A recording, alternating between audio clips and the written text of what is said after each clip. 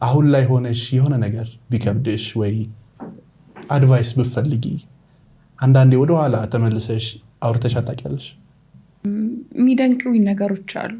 በዛ እድሜ ሊገባህ እንዴት ገባት እንዴት አሁን እንደጠየቀኝ አይነት ጥያቄ ማለት ነው። ለምሳሌ አንዳንዶቹ ውሳኔዎች እንዳልነው ነው፣ በሰዓቱ አይገቡንም፣ አትረዳውም፣ ለምን እንደተደረገ አይገባህም። አንተ ራስህ ያው የፈጣሪ እጅ ስላለ ያንተ መንገድ አንተ ባሰብከው ብቻ ስለማይሄድ ያው ጋይድ ትደረጋለህ ብዬ አምናለሁ። ኑሮዬም ህይወቴም እንደዛ ነው የመጣው።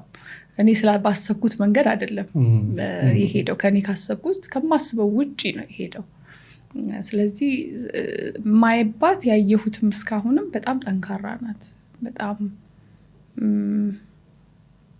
ትሰማለች ራሷን ብዬ እላለሁ። ውጪ ከምትሰማው ነገር ውስጧን ታዳምጣለች። ስላዳመጠች ነው የመጣችው።